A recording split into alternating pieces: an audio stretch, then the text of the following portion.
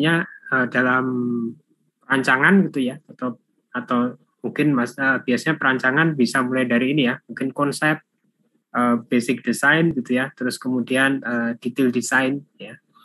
Itu harus betul-betul memiliki horizon waktu gitu ya, itu yang cukup panjang. Jadi artinya jangan sampai katakanlah misalnya bangunan itu didesain ya, tetapi ternyata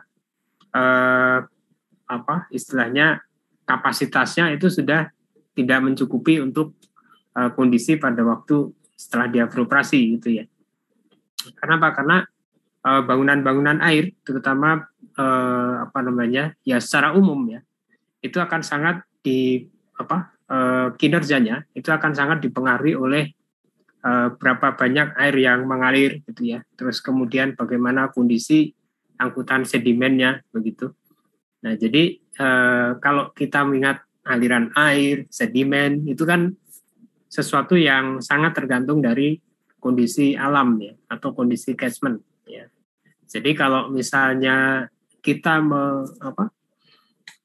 merencanakan untuk berdasarkan hanya kondisi yang saat ini gitu ya.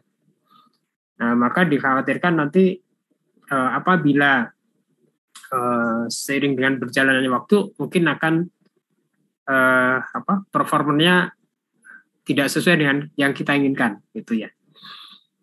Oke, mungkin sebelum itu mungkin di awal ya, kalau Pak Agung pernah share yang mengenai Situ Gintung gitu ya, saya akan share satu video gitu ya, yang mana ini ada kaitannya dengan bencana juga ya, tetapi ini untuk menekankan ya bagaimana kita seharusnya mendesain bangunan air gitu dalam setiap tahap gitu ya, karena kan dalam melakukan desain itu kan mungkin mulai dari surveinya, mungkin dari analisis datanya ya, hidrologi, kemudian setelah itu mendesain mungkin dari sisi hidroliknya, aspek strukturnya dan lain-lain.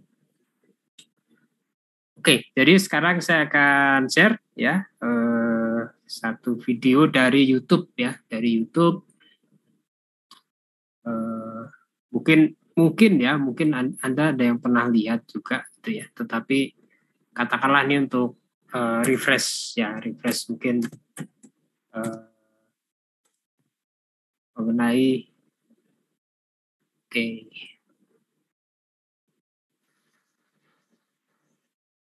sebentar.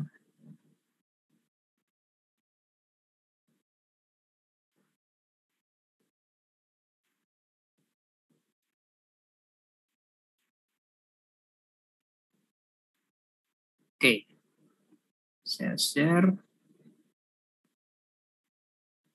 Windows. Sorry.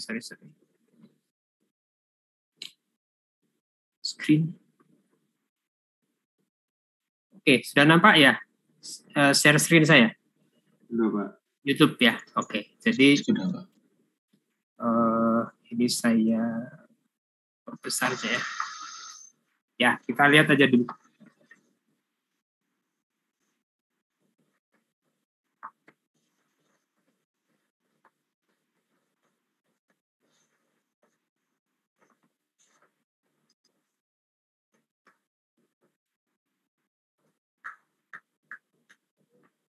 Recording in progress.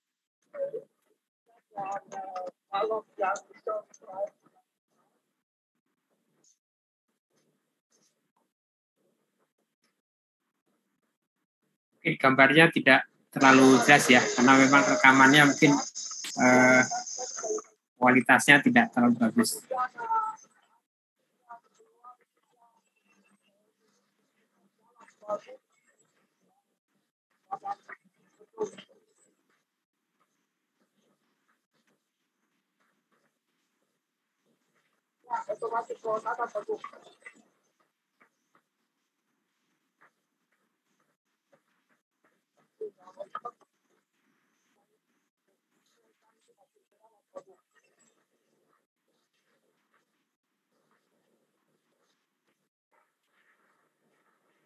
Anda perhatikan waktunya juga ya. Ini ada waktu tadi jam berapa, ini jam berapa.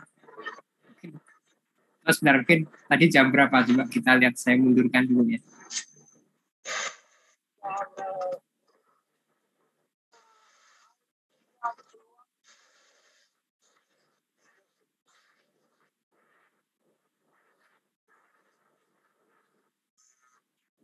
Oh, ini 25 Juli ya, jam 10.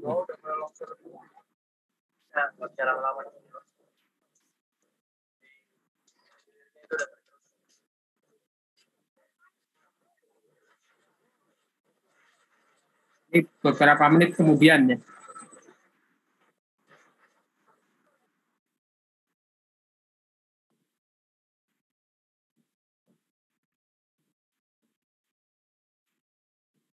Ini 20 menit kemudian.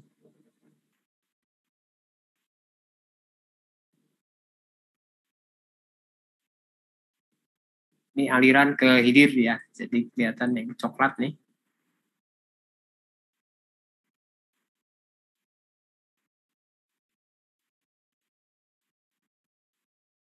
Ini bagian hilir.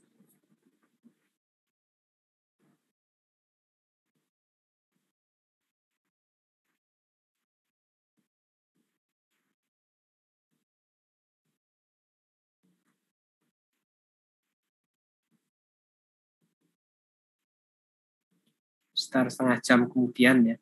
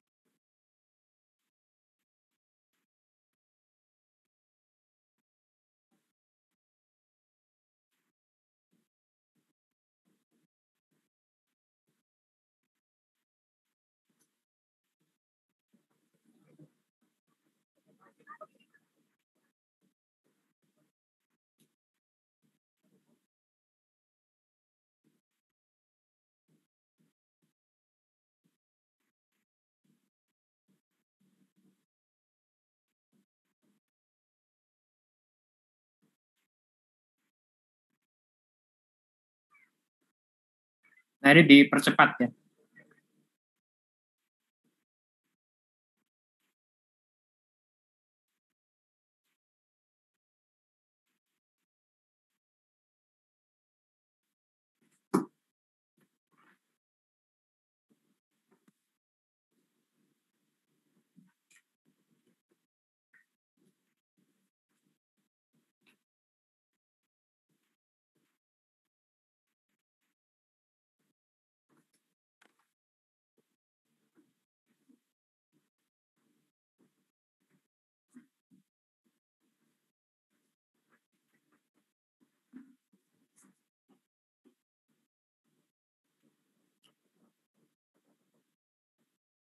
Ya, ini adalah pelimpahnya ya. Jadi pelimpahnya overflow, topping, ya, kapasitasnya terlampaui, tergerus ya.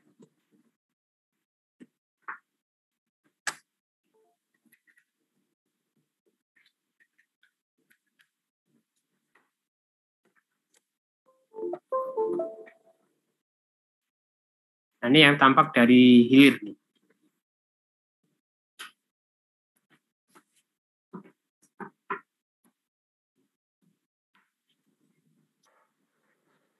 Nah, ini yang di hilirnya, jadi di muara ya, dekat laut.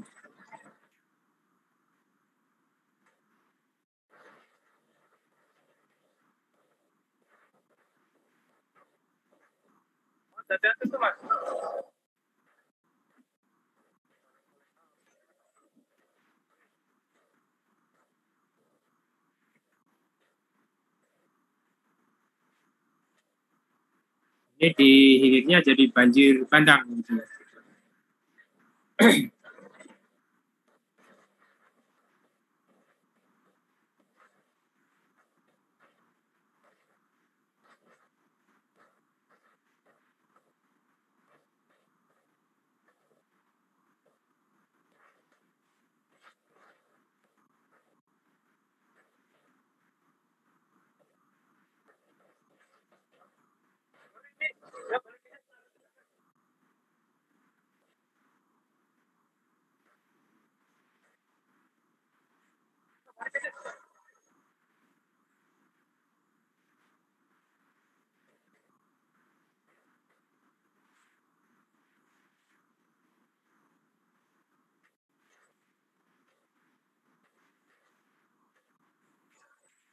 membesar nih ya.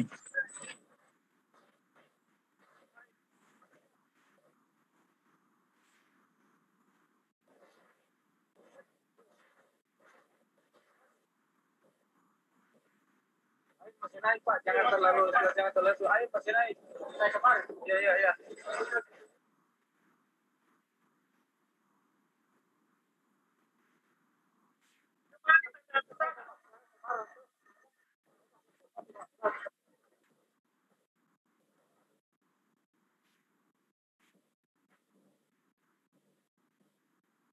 Nah, ini setelah jebol ininya, bendungan alamnya gitu ya.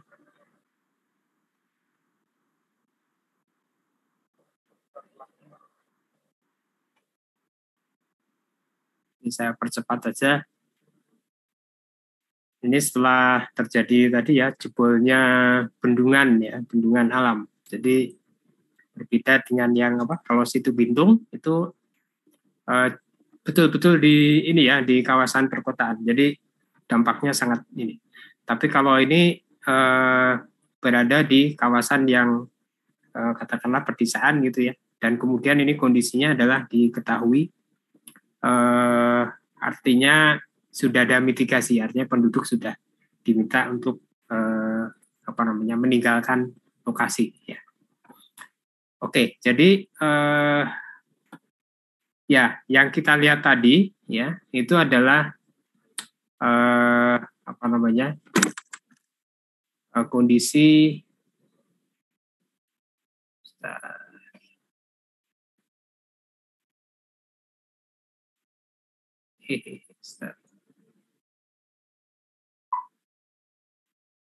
stop share.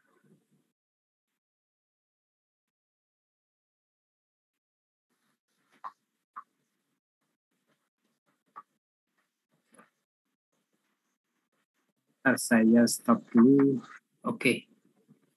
Ya, jadi yang kita lihat tadi itu adalah satu kondisi bencana gitu ya.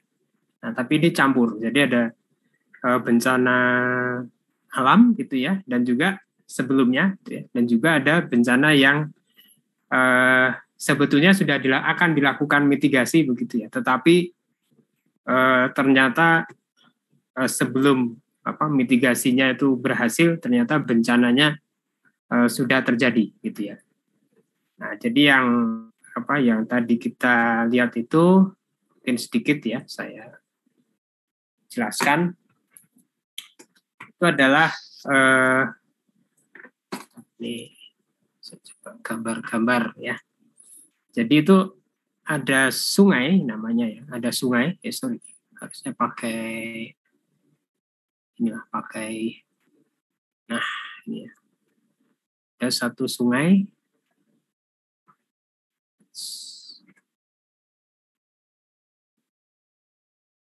Oke. Ada satu sungai, ya, namanya Sungai Waiela. Ini di Maluku ya, di Maluku. Ya, tadi kan ada BWS Maluku ya. Nah, pada tahun berapa tadi ya? Mungkin terjadi gempa gitu ya. Jadi kalau kita lihat itu penampang sungai itu biasanya penampangnya kan membentuk lembah gitu ya. Kalau kita cross di sini, kurang lebih nanti kan seperti ini ya. Jadi airnya di sini. Nah, pada waktu terjadi gempa, ya terjadi bencana gempa, nah itu gempa Maluku ya tahun berapa tuh ya? Saya lupa. Jadi terjadi longsoran gitu ya. Longsoran sehingga menutup ini sungainya ya. Nah, karena tertutup ya, maka terjadi genangan gitu ya. Jadi kalau kita lihat ini potongan melintang, potongan memanjangnya kurang lebih seperti ini gitu ya. Nah, ini tertahan ini airnya gitu ya. Nah, untuk itu ini tentunya akan menimbulkan bahaya ya. Kenapa? Karena bendungan itu mungkin sebagian sudah dijelaskan Pak Agung ya mengenai bendungan itu. Nah, bendungan itu desainnya kan tertentu ya, karena kan itu kalau yang bendungan yang betul gitu ya, yang memang didesain itu ada spesifikasinya gitu ya. Jadi mengenai materialnya, kekedapannya dan lain-lain gitu ya. Tapi kalau ini yang merupakan material ini perombakan ini ya, tentunya kan ini hanya ditimbun saja, dipadatkan juga mungkin ya tidak juga dipadatkan gitu ya. Jadi artinya ini materialnya adalah material yang loose begitu ya. Nah, akhirnya ini mungkin dasar sungai asli gitu ya. Terus kemudian ini muka airnya, ini yang material timbunannya. Nah, untuk itu maka untuk mengamankan bagaimana ini gitu ya. Nah, kalau tadi kita lihat di di video itu ya, itu di sini akan dibuat ini ya, dibuat apa? Kalau Anda lihat nih dibuat apa nih? Mungkin ada yang bisa ini dibangun apa tuh namanya? Coba ada yang bisa jawab?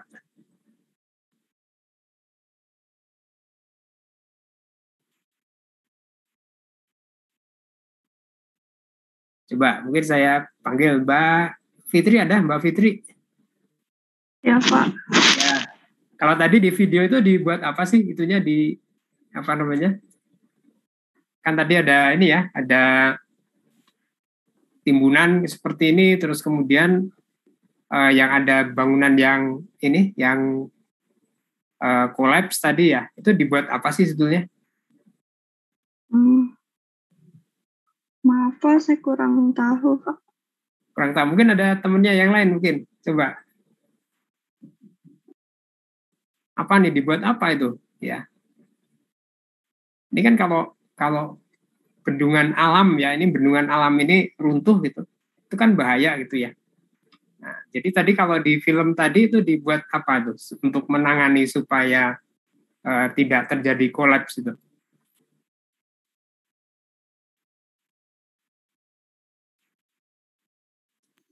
Ikut menjawab, Pak. Ya, silakan.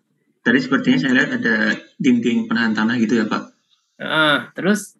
Tapi juga kolaps, Pak. Saya lihat udah. Iya.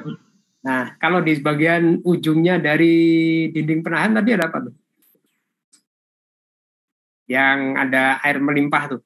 Apa namanya tuh? Dibuat apa tuh? Spillway bukan?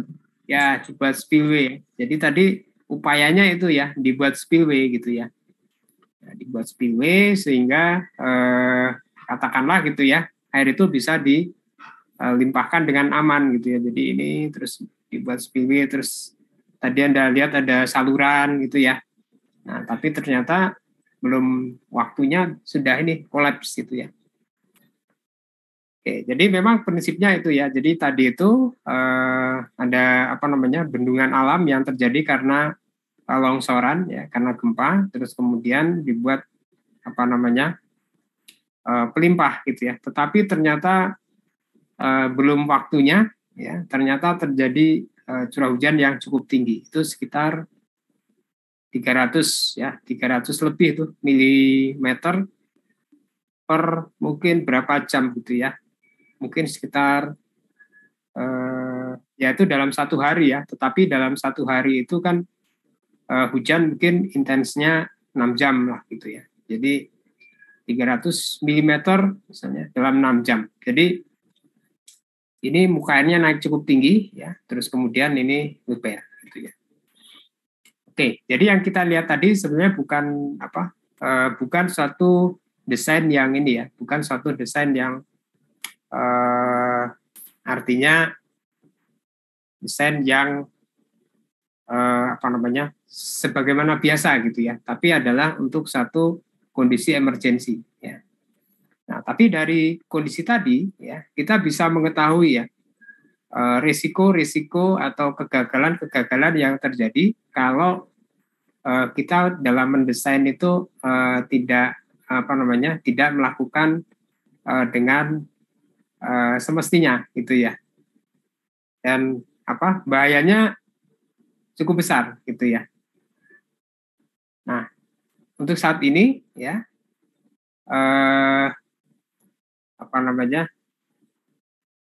perencana ya atau desainer itu sekarang sudah harus tersertifikasi gitu ya. Jadi artinya kalau ada hal yang demikian gitu ya, atau kalau ada kegagalan itu desainer itu pasti nanti akan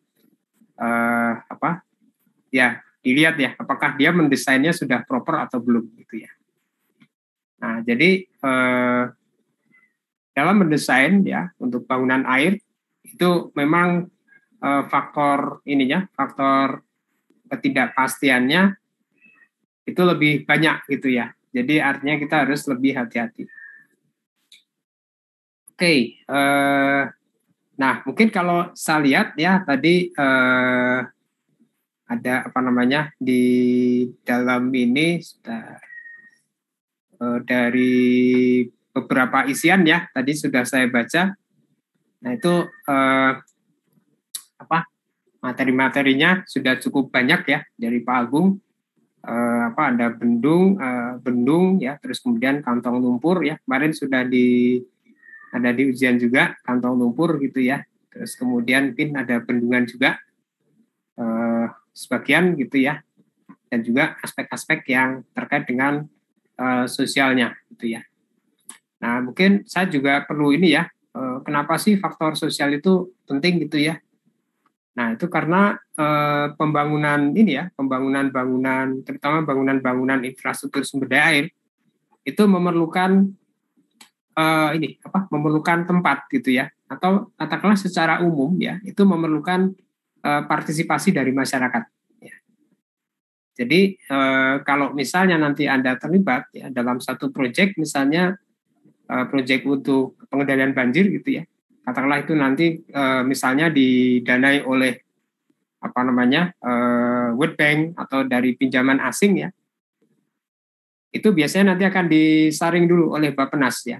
Artinya mana sih yang layak gitu ya. Dan salah satunya selain aspek teknis ya, itu adalah aspek non teknisnya gitu ya. Jadi aspek lingkungan, aspek sosialnya seperti apa. Jadi ada kita juga perlu ya mengetahui aspek-aspek tersebut gitu ya. Oke, nah selanjutnya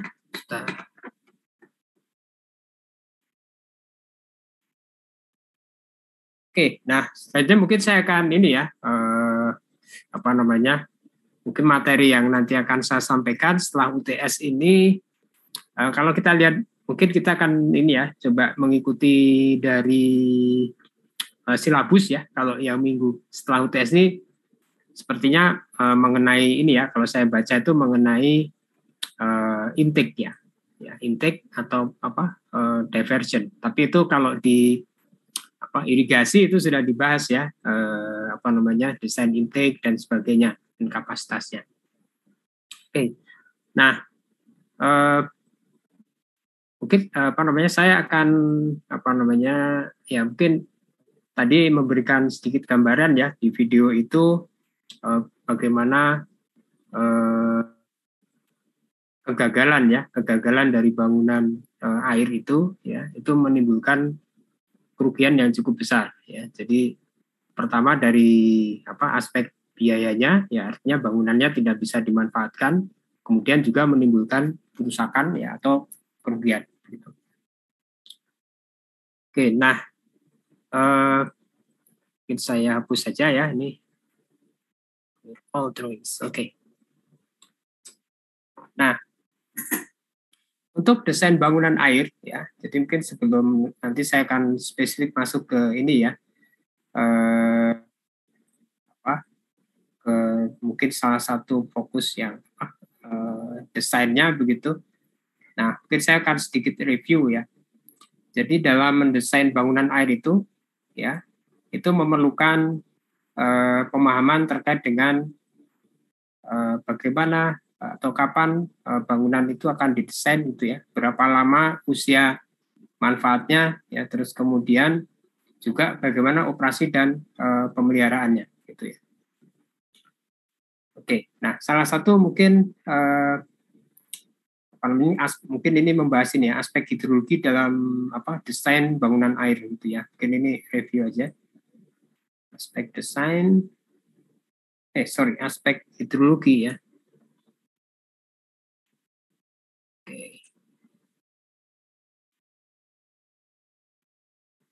aspek hidrologi ya, dalam perancangan ya atau perencanaan ya, mungkin perancangan ya, perancangan bangunan air ya secara umum. Oke. Nah, jenis bangunan air itu bermacam-macam ya. Jenis bangunan air itu bermacam-macam. Nah, itu kan ada yang mungkin kalau ini di awal ya, itu ada apa namanya misalnya untuk katakanlah misalnya ada fungsinya untuk mengalihkan ya, mengalihkan aliran ya. Terus kemudian misalnya untuk apa namanya menampung air misalnya ya, menampung. Terus kemudian juga ada mungkin fungsinya untuk mengukur gitu ya, mengukur. Dan juga ada juga untuk mengatur ya, mengatur dari aliran ya, atau membagi dan sebagainya ya. Nah, ada juga bangunan air itu fungsinya misalnya untuk ini ya, apa namanya ya, jadi fungsinya ada menampung, ada mengukur, mengatur dan sebagainya.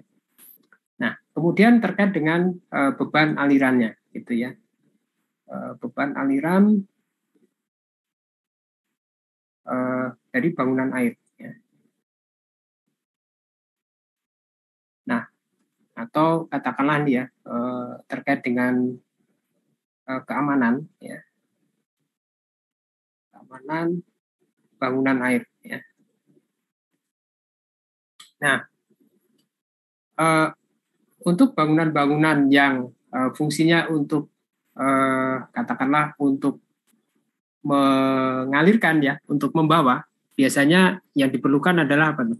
Kalau di irigasi misalnya, kalau di saluran itu desainnya berdasarkan apa? Saluran ini, misalkan saluran pembawa, saluran apa namanya, yang untuk distribusi itu didasarkan pada apa tuh? Kalau kapasitas ya, kapasitas dari bangunan air ya, itu didasarkan pada apa sih? Kalau ininya, kalau irigasi misalnya, kalau irigasi di apa namanya untuk misalnya pengaliran ke ini ke lahan gitu ya, itu untuk menghitung kapasitasnya berdasarkan apa itu? Mungkin ada yang bisa ini, ada yang bisa jawab. Silakan, jawab Pak. Ya. Untuk menghitung kapasitas itu berdasarkan dari kebutuhan air di petak sawah Pak. Ya, dari kebutuhan ya. Nah, terus kalau misalnya ya, ini kan kita membahas kapasitas ya, jenis bangunan air itu kan banyak. Ada yang berdasarkan kebutuhan gitu ya. Terus kemudian kalau misalnya ini kan ini misalnya contohnya ini untuk ini ya apa saluran ini saluran pembawa misalnya. Nah kemudian kalau misalnya untuk ini kalau misalnya untuk keamanan dari bangunan-bangunan misalnya bendungan ya mungkin sudah dibahas Pak Agung ya bendungan bendung gitu supaya aman itu harus memperhatikan apa juga ininya kapasitas pelimpah gitu ya. Itu berdasarkan apa tuh? Desainnya berdasarkan apa tuh? Kalau ini saluran ini untuk suplai kan berdasarkan kebutuhan gitu ya. Kalau apa? Kalau misalnya untuk apa? Keamanan bangunannya berdasarkan apa itu?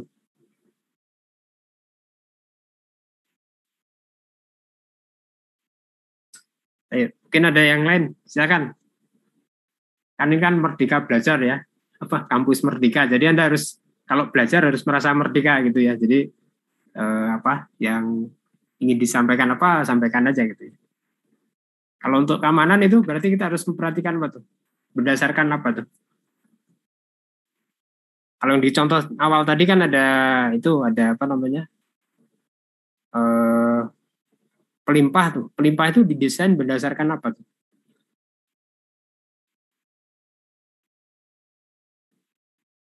Coba ada yang menjawab Pak. Ya, berdasarkan apa? Berdasarkan debit banjir rencana ya Pak. Debit banjir rencana. Oke ya. kebutuhan, debit banjir gitu ya. Ini debit kebutuhan, debit banjir gitu ya.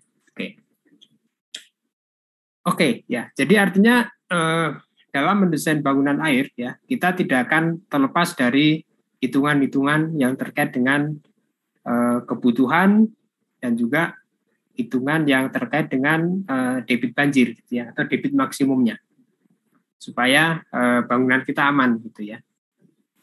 Nah, itu semua ya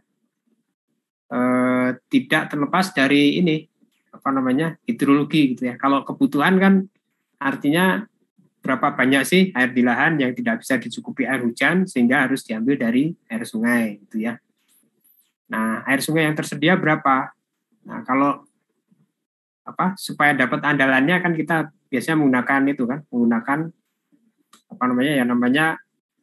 flow duration curve ya. Jadi di sungai itu dari debitnya kita bisa menghitung berapa debit yang bisa diandalkan dengan menggunakan flow duration curve ini. Jadi kalau untuk irigasi ya, kita sudah tahu itu adalah berapa persen yang diandalkan kalau untuk irigasi keandalannya. Ada yang masih ingat berapa persen ini di sini? Ini kan ini persen, sini debit kan gitu ya. Nah, jadi berapa persen keandalannya kalau untuk irigasi? Masih ada yang ini terlintas, sekian persen gitu. 80%. Ya, 80% ya. Jadi ya ini kita tidak bisa lepas dari hidrologi gitu ya. Kalau debit banjir, nah ini kaitannya dengan analisis harga ekstrim gitu ya. Nah, tapi kalau untuk misalnya Anda desain bendungan ya, itu debitnya langsung dipakai nggak atau ada proses yang lain? Kalau misalnya Anda misalkan mendesain pelimpah bendungan gitu ya. Nah, itu prosesnya langsung atau bagaimana? Misalnya diketahui debit banjirnya, hidrologi kan kita bisa ini ya, misalkan ada satu aliran sungai, terus misalkan kita akan bikin bendungan di sini, catchment-nya seperti ini gitu ya. Terus kemudian Anda bisa menghitung hidrograf banjirnya kan, ya misalkan seperti ini, hidrograf banjir di sini seperti ini gitu. Ya, debit puncaknya sekian, waktu puncaknya sekian gitu. Nah, apakah ini langsung dipakai debit puncak dari ini untuk mendesain katakanlah spillway seperti yang tadi? Langsung dipakai atau bagaimana? Sebenarnya di hidrologi pernah dibahas itu kalau nggak salah. Coba siapa ya? Levana mungkin bisa jawab, langsung bisa dipakai atau ada proses yang lain nih? Kalau mendesain pelimpah. Sepertinya harus diolah dulu, Pak. Tapi saya kurang tahu juga. Diolah, bagaimana ngolahnya? Kan misalnya kan kalau di hidrologi kan itu ada tuh ngitung debit banjir nih, misalnya dengan dari data hujan, terus kemudian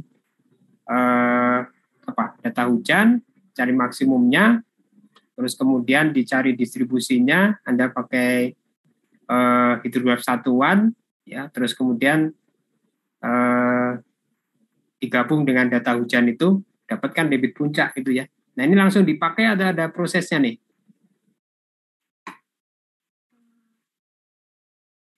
Mungkin di yang distribusi gitu bukan sih Pak, analisis frekuensi? Ya, artinya Anda sudah melakukan itu, analisis frekuensi. Jadi artinya setelah melakukan analisis frekuensi untuk ininya ya, misalkan tidak ada data debit ya, kita menggunakan data hujan, terus kemudian kan dianalisa frekuensi dapat yang periode ulang sekian, terus kemudian menggunakan hidrograf satuan gitu ya, terus dari situ dapatlah misalnya debit puncaknya sekian gitu ya, untuk periode ulang sekian tahun gitu. Ini kalau untuk bendungan langsung dipakai atau ada proses lagi? Saya kurang tahu, Pak. Waduh, kurang tahu. Waktu hidrologi pernah ini nggak? Masih ingat nggak yang namanya ini routing? Mineral routing ya, iya ada. Jadi kalau routing itu apa? Routing itu ngitung apa sih? Saya nggak ingat Pak. Nggak ingat? Waduh, ya nanti tolong di ini ya. Nah, oke, jadi prosesnya itu ada ini ya. Ini sebenarnya sudah diajarkan di hidrologi ya. Anda coba nanti dibuka lagi itu ini apa namanya? Routingnya ada dua. Ada ada ini ya, ada channel routing, ada reservoir routing. Ya. Jadi kalau reservoir routing ini ya nanti kenapa? Karena debit apa? Karena ini kan luas ya. Bayangkan aja seperti Anda ini kan ngisi bak mandi gitu ya. Ngisi bak mandi gitu ya. Dengan keran gitu. Diisi dengan keran, ada keran ini.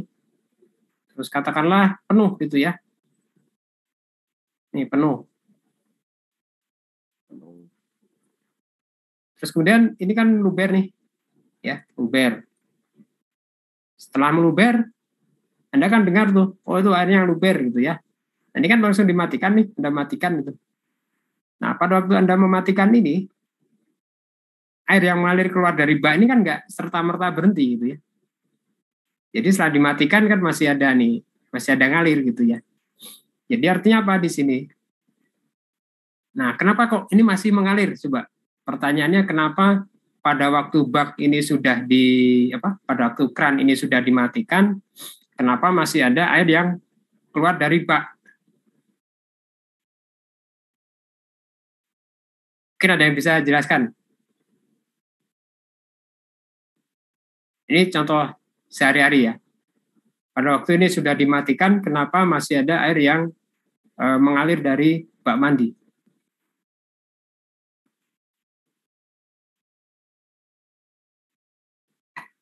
Coba. Jadi banyak hal sebetulnya yang bisa kita lihat dari proses ini ya, fenomena sehari-hari gitu, ya. Coba sekarang siapa nih yang bisa jelaskan nih, Mas? Karena tadi Mbak ya, sekarang Mas nih, Mas Nicholas, ini ada dua ya, Mas Nicholas Giraldo. Coba bisa jelaskan mungkin kenapa kalau kita ngisi bak mandi terus kemudian penuh, waktu keran dimatikan itu air yang ngalir melimpah kok tidak langsung berhenti? Coba Mas Nicholas Giraldo bisa jelaskan?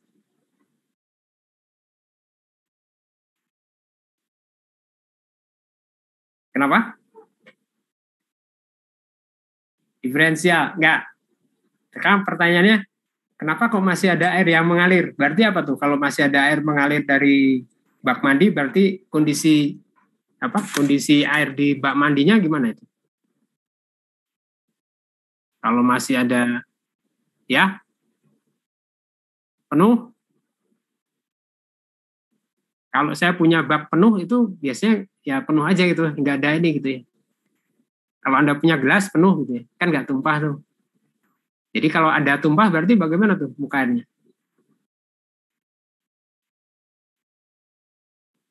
Kalau penuh kan pas gitu ya. Kalau ada aliran berarti bagaimana tuh muka airnya?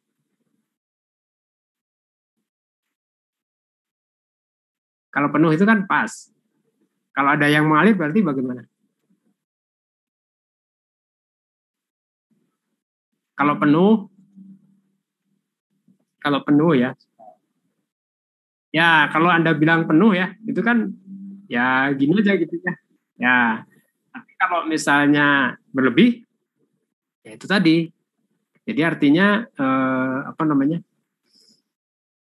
kalau berlebih ya, misalkan kita ada bak, ini ya, Kalau berlebih itu berarti, nah berarti ini, kalau penuh gini kan nggak mungkin dia ada alirannya. Jadi artinya di sini ada air yang lebih tinggi gitu ya, sehingga menyebabkan ya ada aliran gitu ya. Jadi artinya apa? Artinya pada satu selang waktu ya, setelah kita keran itu dimatikan gitu ya.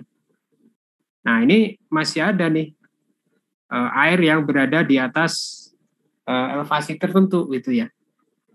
Nah sehingga inilah yang menyebabkan dia mengalir gitu ya. Berarti di sini ada tampungan ini apa namanya, tampungan, kalau misalkan pelimpah ya tampungan banjirnya gitu ya. Gitu. Jadi artinya apa di sini? Artinya kalau ya tadi makanya dilakukan routing gitu ya, supaya nanti kita mengetahui puncak ya setelah dilakukan routing itu berapa sih gitu ya. Oke, sebentar nih ada ini ya, ada kucing nih, saya pindah dulu nih kucingnya.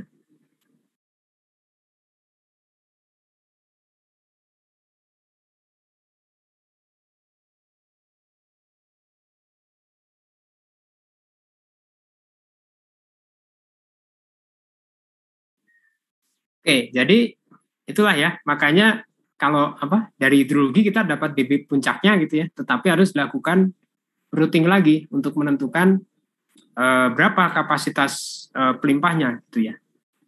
Nah, Anda bisa bayangkan kalau misalkan Anda menghitung kapasitas pelimpah dari bendungan itu menggunakan debit puncak yang ini gitu ya, pasti akan terlalu besar gitu ya.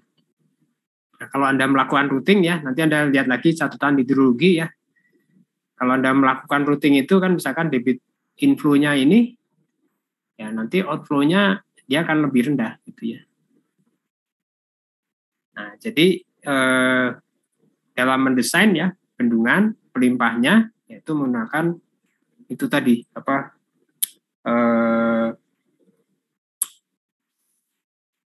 setelah dilakukan routing ya. Jadi mungkin supaya ingat ya, kalau misalnya ya, kalau secara umum persamaannya kan inflow rata-rata dikurangi dengan outflow rata-rata itu akan sama dengan perubahan ya, perubahan dari storage ya terhadap waktu gitu ya. Jadi inflow rata-rata dikurangi outflow rata-rata untuk suatu selang waktu tertentu gitu ya, delta S itu akan sama dengan untuk satu delta T gitu ya, itu akan sama dengan laju perubahan dari tampungan ya di dalam ini dalam storage-nya nih, dalam reservoirnya gitu ya.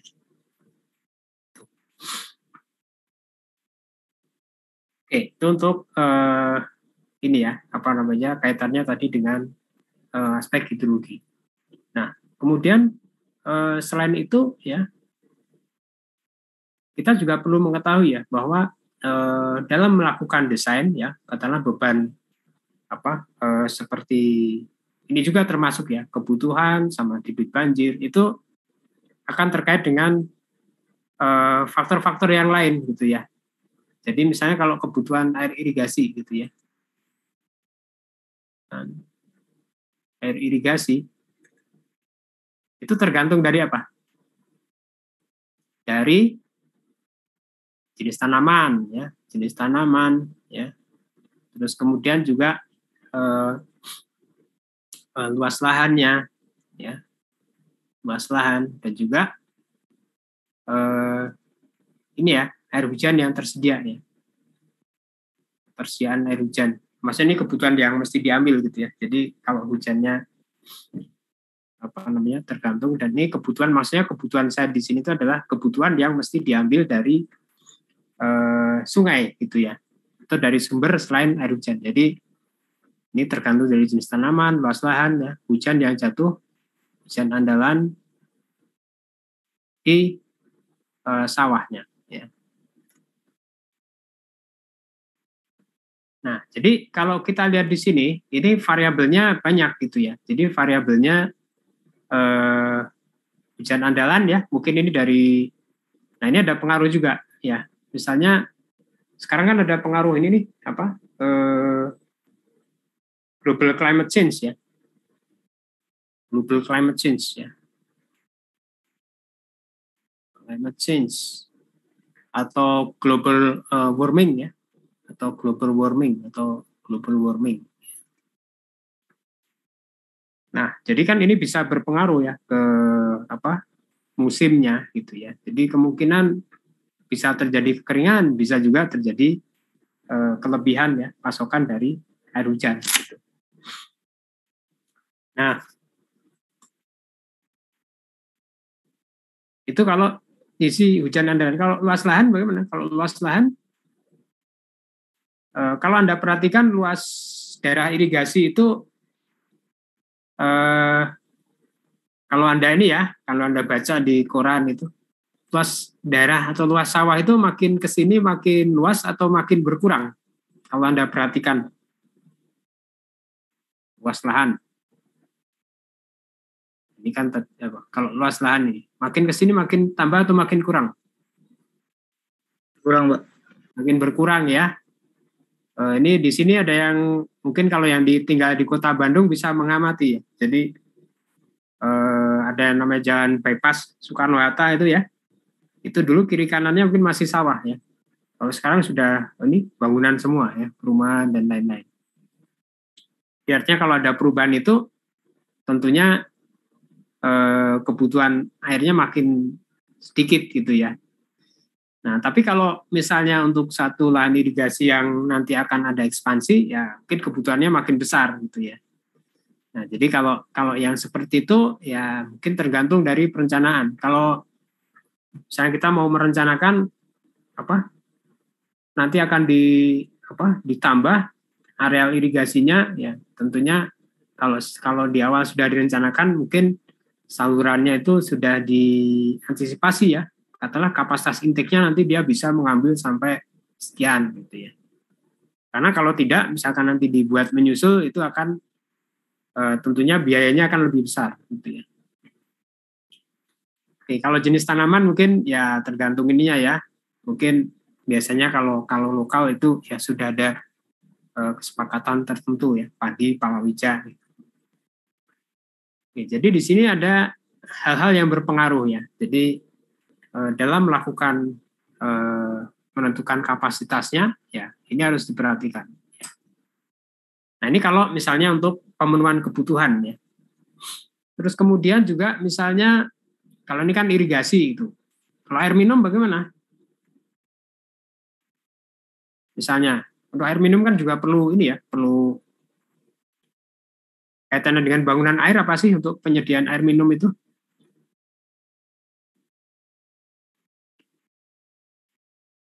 Berpengaruh apa kalau kita menyediakan air minum ya, membangun infrastruktur atau prasarana untuk minum, itu yang berpengaruh apa di sini? Kalau kita akan mendesain, misalnya Anda diminta untuk mendesain bangunan pengambilan dan mungkin ya kalau sipil biasanya masuk ini ya, bangunan pengambilan, pompa, terus kemudian saluran ininya, transmisinya gitu ya.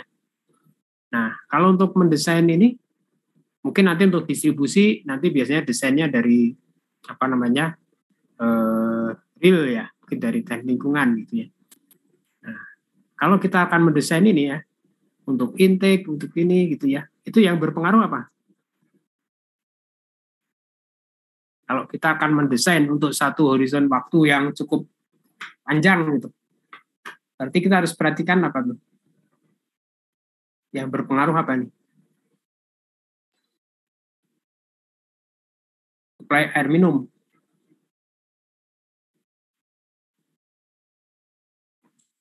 Debit andalan. Ya, apa tuh? Yang berpengaruh apa tuh? Ini suatu kota gitu ya. Ini ada sungai.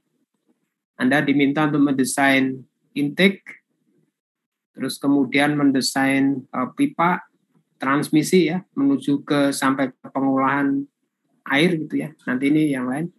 Mungkin terus ada mungkin ini dari titik ini ke sini tuh naik gitu ya. Jadi mesti ada stasiun pompa gitu ya. Nah, kira-kira apa yang berpengaruh dalam input dalam penyediaan air minum ini untuk desain infrastrukturnya? Izin menjawab Pak, mungkin Ya. Kapasitas atau kepadatan dari kotanya dan beserta luasnya mungkin Pak. Ya. Penduduk juga. Jadi jumlah penduduk ya. Ya. Jumlah penduduk ya. Oke, jumlah penduduk ya. Nah, tapi kalau misalnya kita akan mendesain untuk jangka waktu yang lama, berarti jumlah penduduk kapan ini yang akan yang menjadi referensi pada mungkin kalau didesain untuk 50 tahunan mungkin bisa jumlah penduduk 50 tahun dari sekarang Pak. Oke, jadi ada waktu tertentu gitu ya kapasitasnya. Nah, ada yang membatasi nggak ininya? Yang membatasi berapa jumlah untuk diambil? Karena kan kalau kita mengandalkan pertambahan jumlah penduduk kan pasti naik aja gitu ya. Jadi jumlah penduduk ini betul gitu ya, dipertimbangkan. Terus apa lagi tuh? Berarti kan tergantung ya, air yang ada di sini berapa gitu ya. Seperti tadi kalau kita bisa memperkirakan ya jumlah penduduk yang akan dilayani berapa, tetapi jumlah air yang bisa dipakai itu kita juga mesti tahu gitu ya.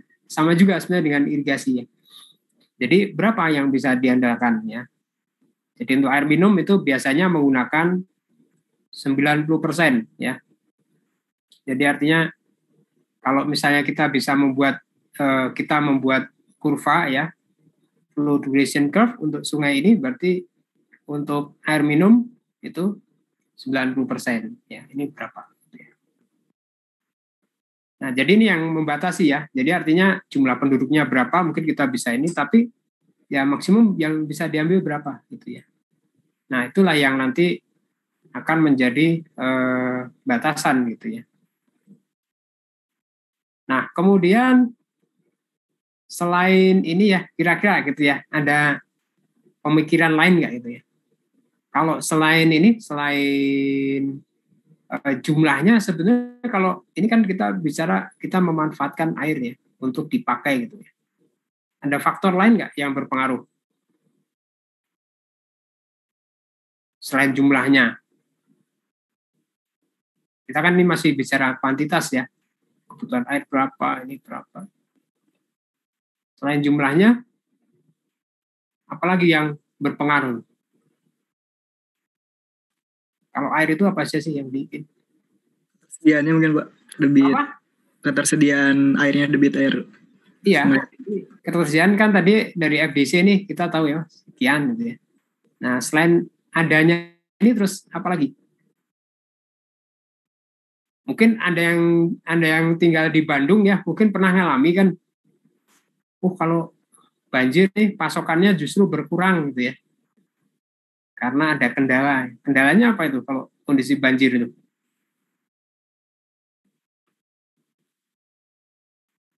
Yang di Bandung pasti yang berlangganan PDAM ya. Selain tadi mungkin pas airnya nggak ada gitu ya. Kadang-kadang pas airnya banyak juga nggak bisa dipakai gitu. Kenapa tuh? Kualitas air mungkin Pak. Ya, jadi kalau kita bicara air yang digunakan ya, itu ada faktor kualitas gitu ya. Jadi artinya kalau dari sisi ini ya, memang kalau kita di bangunan air kan memang kapasitas gitu ya. Nah, tetapi selain itu sebenarnya ada faktor lain, yaitu adalah kualitasnya. Jadi kalau misalnya yang di Bandung misalkan tidak bisa ngambil dari Cisangkui karena sedimennya banyak sekali gitu ya. Jadi kalau diambil nanti prosesnya pengolahannya terlalu berat gitu ya pengolahannya, jadi di stop dulu. Nah jadi kalau kita ini bicara mengenai untuk pemenuhan, yaitu ada faktor kualitas juga ya. Tapi mengenai kualitas itu di luar skup kita. Tapi kita mesti tahu juga ya bahwa untuk air supaya bisa dipakai itu juga ada faktor yang terkait dengan kualitas ya. Jadi kalau berbicara mengenai pemanfaatan air itu ada yang namanya kalau disingkat itu ada kaitan dengan keberadaan air itu ada keterkaitan dengan ini ya, waktu ya, ruang, terus kemudian jumlahnya gitu ya, dan mutunya ya, atau kualitas ya. Jadi kalau disingkat ini orang-orang itu biasanya menyingkatnya jadi ini warung jamu gitu ya. Ada waktu gimana ya? Ada waktu diperlukan gitu ya. Ada tapi pas diperlukan tapi nggak ada, itu kan jadi nggak bisa. Terus kemudian ruang, artinya karena ini kan air itu kan benda ya. Jadi dibutuhkannya di mana gitu ya. Banyak tapi kok ada di tempat lain ya kita nggak bisa pakai ya. Jadi ini mesti tepat waktunya, tepat ruangnya, jumlahnya ya. Terus kemudian ya berapa banyak yang diperlukan ya jumlahnya. Terus kemudian mutu ya. Berapa kualitas yang diinginkan seperti apa gitu ya. Jadi ada baku mutunya terpenuhi. Jadi itu yang kalau kaitannya ya selain dengan tadi kuantitas gitu ya. Kalau lengkapnya. Oke, jadi tadi ini ya, jadi tadi kita melihat apa saja sih yang berpengaruh ke kebutuhan kita ya. Kalau terkait dengan horizon waktu, itu tadi kalau makin lama jumlah penduduk makin tambah gitu ya. Terus kemudian juga mungkin di sini juga ada pengaruh juga global warming ya, atau pengaruh perubahan iklim global gitu. Jadi mungkin ada pergeseran waktu, pergeseran ini ya, musim dan sebagainya. Ya, sehingga prediksi juga tidak bisa prediksi tidak bisa seperti biasanya gitu ya. Nah, itu ada pengaruh di situ. Kemudian kalau ini kan ini ya, pemenuhan kebutuhan ya, air irigasi, air minum, mungkin juga ada industri dan sebagainya gitu ya. Nah, kemudian kalau terkait dengan yang kondisi ekstrim ya, kondisi banjir bagaimana nih? Ya, kondisi banjir juga demikian. Jadi kalau kita tidak mempertimbangkan ini ya, faktor perubahan terhadap waktu, ada kemungkinan desainnya akan menjadi tidak berlaku lagi atau obsolete ya. Misalnya debit banjir ini ya. Debit banjir.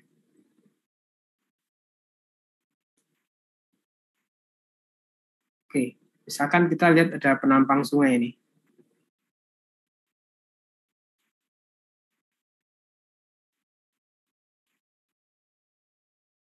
Nah, misalnya ya, kalau kita menggunakan ya, misalkan dari hasil analisis ya, tadi kan di 2 slide di depan atau dua whiteboard sebelumnya kan kita bahas ya bahwa untuk mendesain satu bangunan air yang terkait dengan kapasitas keamanannya untuk banjir, kita perlu menentukan berapa debit banjirnya. Ya. Nah, terkait dengan waktu, ya, kalau terkait dengan waktu, itu debit banjir ini kira-kira melihat ini ya, kalau Anda lihat informasi-informasi itu makin ke sini gitu ya, atau makin bertambah waktu, kira-kira debit banjir ini makin bagaimana? Apakah sesuai dengan masih tetap sesuai dengan yang sekarang, atau akan bertambah atau akan menurun? Kira-kira bagaimana? Kalau Anda lihat ya, fenomena-fenomena ini fisik ya, perubahan fisik permukaan bumi, global climate change gitu ya. Debit banjir itu makin ke depan ya, itu akan semakin Bagaimana menurut pendapat Anda?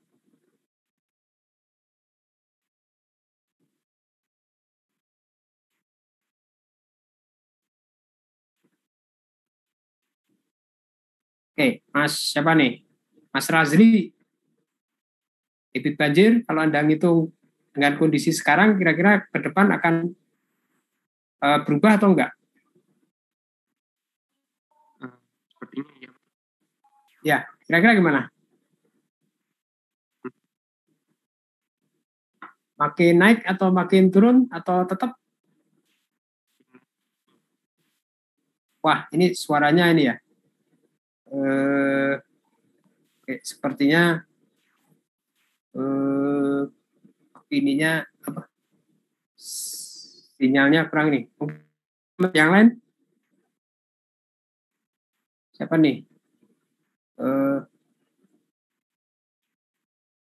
Mbak Yasinta coba. Kira-kira kalau ke depan seperti apa kira-kira debit banjir itu?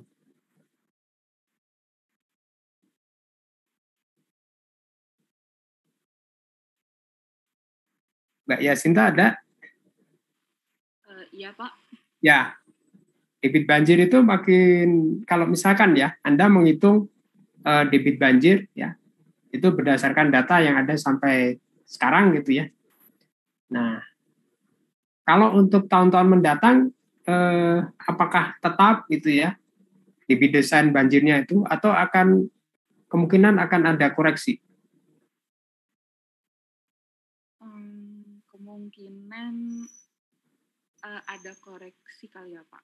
Ya, koreksinya kenapa itu? Penyebab koreksinya apa? Kan karena sekarang juga ada global warming, jadi kayak iklimnya juga berubah-ubah gitu Pak. Ya. Bisa jadi debit banjirnya jadi semakin tinggi gitu Pak. Faktor yang lain ada nggak? Mungkin sekarang juga daerah resapan air itu juga kurang Pak, jadi kayak air jadi nggak langsung diresap sama tanah, jadi langsung bisa ke jalan atau ke mana. Oke. Jadi apanya yang berubah tuh kalau kita bicara dengan istilah yang umum itu? Yang berubah apanya tuh? Kalau bicara lahan gitu biasanya apa namanya?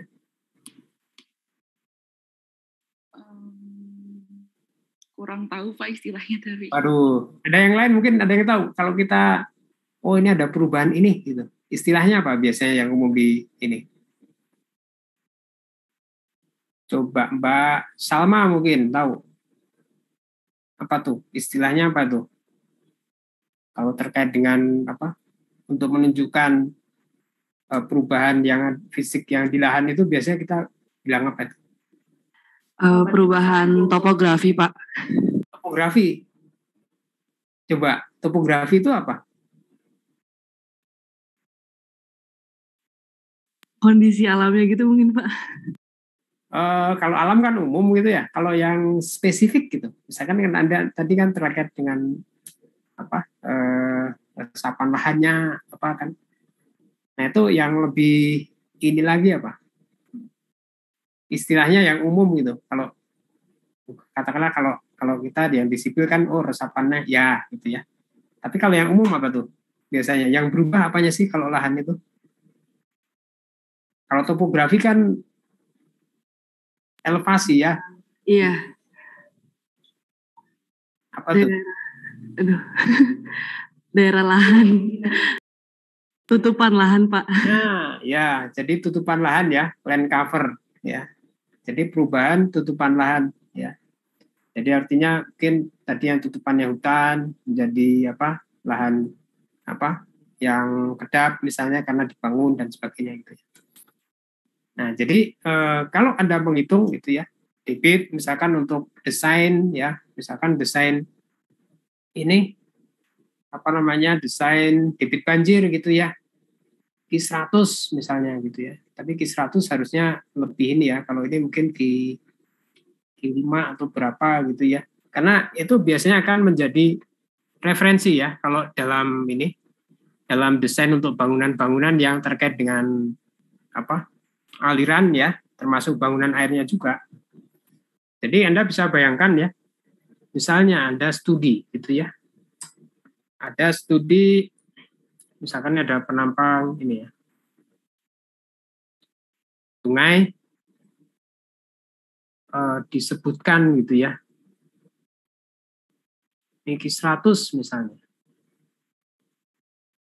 Q100-nya adalah 1.500 ya, meter kubik per second gitu ya. Nah, kalau kita melakukan ini ya, perhitungan ini, supaya kita yakin biasanya bagaimana sih? Ini kita memang belum masuk ke ini ya, bangunan airnya gitu ya. Tetapi untuk bisa mendesain bangunan air, kita memerlukan nilai parameter-parameter yang kita yakin itu sudah betul gitu ya. Nah, sebagai contoh ini, pada suatu waktu ini ada seorang insinyur ya, menghitung nih, katakanlah ini tahun ini ya, tahun 2015 ya. Nih, ini dihitung, dia menghitung debit banjir Q100 adalah 1.500 meter kubik per detik. Nah, hitungan itu untuk menentukan ini ya, tanggul. Jadi elevasi tanggulnya ini harus berapa gitu ya, berdasarkan Q100-nya sekian ya. Jadi tinggi tanggulnya sekian kan gitu. Nah, tetapi pada tahun 1997 ya, itu ada studi juga ya, menghitung di sungai yang sama gitu ya. Itu katakanlah Q50-nya itu adalah Q50-nya 1.571. Terus sekarang tahun 2022 misalnya ya. Nah, ini akan akan dilakukan pembuatan jembatan gitu ya. Akan dibuat jembatan, jadi nanti girdernya itu akan di sini. Ya. Nah, ini jaraknya katakanlah ya, misalnya jaraknya ini harus 7,2 meter. Ya. Oke. Ini muka airnya di sini, gitu ya.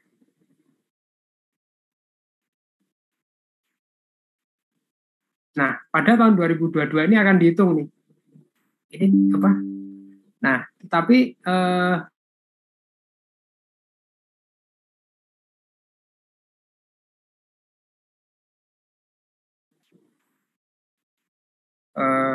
konsultan ngitung itu Q100-nya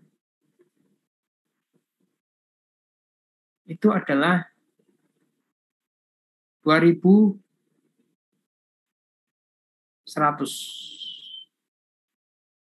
Oke.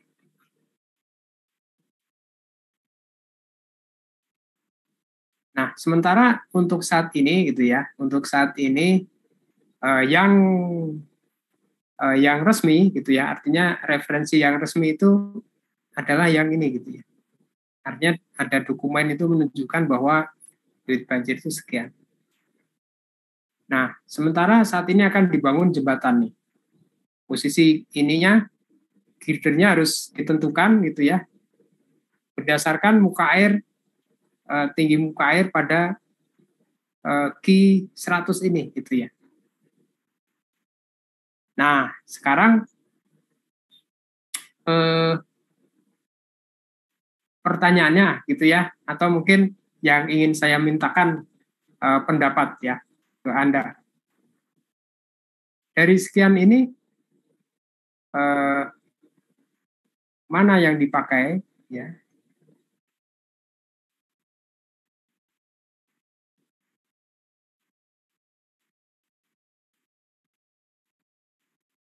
Apa alasannya?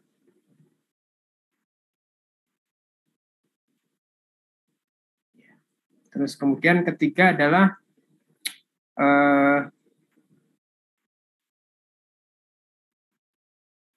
apabila Anda di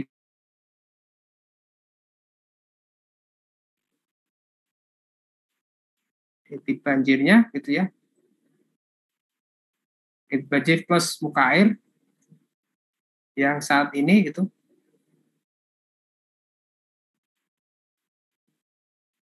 Apa yang saya hapus dulu ya.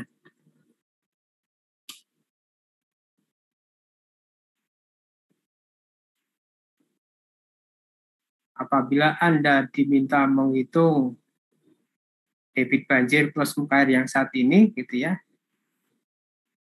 apa yang akan Anda lakukan atau bagaimana cara menghitungnya? Sorry.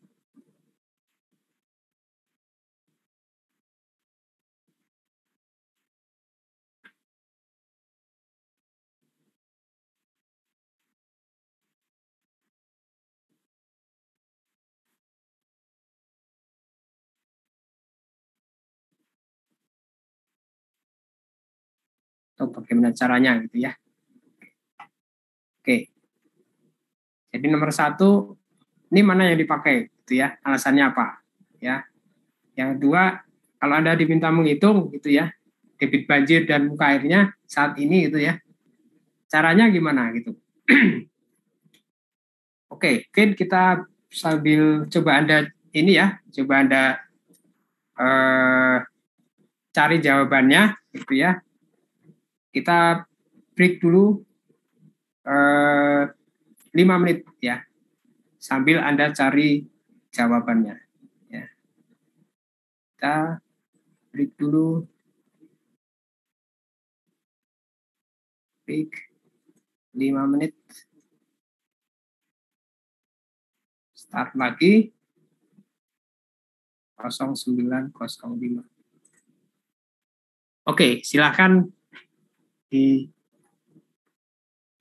dijawab ya. Mungkin nanti saya perlu 2 orang ya, perwakilan untuk menyampaikan pendapatnya mengenai pertanyaan ini. Oke, kita break dulu. Kita start lagi jam 9.05.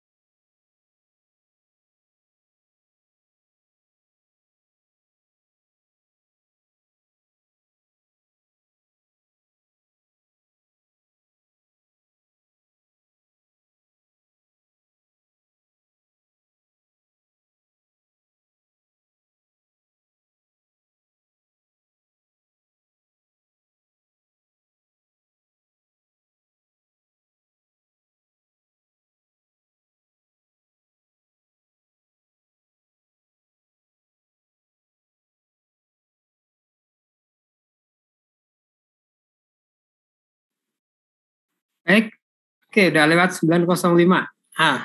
Mungkin ada satu perwakilan akan menjawab. Silakan, perwakilan pertama, silakan. Volunteer.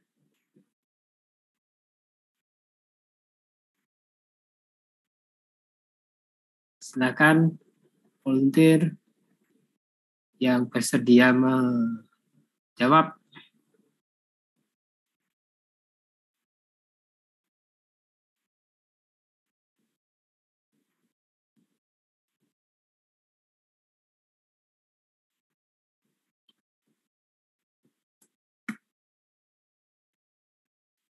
Oke. Mungkin saya coba ya. Coba Mbak. Siapa nih? Mbak Namira coba. Kalau menurut Mbak Namira gimana nih jawabannya? Kalau menurut saya kayaknya yang bakal dipakai yang debit yang paling gede Pak, yang tahun 2022. Yang 2100. Alasannya karena maksudnya kalau sekarang aja kan berarti udah lebih besar ya debitnya daripada yang tahun-tahun sebelumnya. Berarti kalau pakai debit yang tahun sebelumnya berarti nanti kapasitasnya nggak akan cukup buat menampung debit yang 100 tahun yang ceritanya bakal terjadi kalau di 2022 gitu Pak. Iya. Terus kalau Mbak Namira diminta untuk menghitung tuh debit banjir plus muka air yang saat ini, kira-kira caranya gimana? Yang akan dilakukan apa kira-kira? Yang kebayang aja. Cara menghitung debit banjir ya Pak. Mungkin bisa aja misalnya datanya perlu apa, saya ngitungnya gimana gitu. Silakan aja. Tadi juga ada sempat disebut sama Bapak bukannya Pak yang kayak dari data curah hujan harian di DAS tersebut. Terus dicari maksimumnya, terus dicari distribusi yang cocok ya Pak antara normal, log normal gitu-gitu. Terus juga nanti diuji distribusinya udah cocok atau belum, terus nanti baru dihitung hidrografnya, terus nanti dicari debit jaknya di hidrograf itu ya Pak. Oke. Untuk meyakinkan gitu ya, ada lagi nggak selain itu prosesnya? Saya kalau misalnya kita menghitung kan pasti dapat itu, datanya ada, ininya ada. Kalau kita hitung pasti dapat lah debit banjirnya sekian gitu ya. Nah, cuma untuk meyakinkan gitu ya, kenapa Anda yakin gitu? Kira-kira ada step lain nggak? Atau ada tambahan ini nggak yang perlu dilakukan?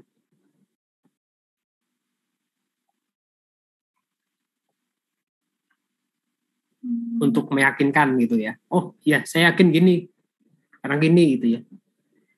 Jadi untuk supaya hasil perhitungannya itu memang katakanlah ya valid gitu ya. Kira-kira apa yang perlu dilakukan? Tadi mungkin cara ngitungnya udah ini ya. Nah berikutnya supaya itu bisa memiliki tingkat keyakinan yang tinggi gitu. Apa yang perlu dilakukan? Apa ya Pak? Apakah perlu dibuat kayak modelnya gitu? Model itu sebetulnya kalau model itu termasuk gini juga ya, kita ngitung juga gitu ya. Artinya menggunakan model gitu ya. Karena kalau menghitung kan bisa aja manual gitu ya. Kita bisa menggunakan model. Tapi kalau misalnya kita diminta gitu ya, seberapa yakin sih gitu ya? Itu supaya hitungan kita valid, apa yang mesti dilakukan?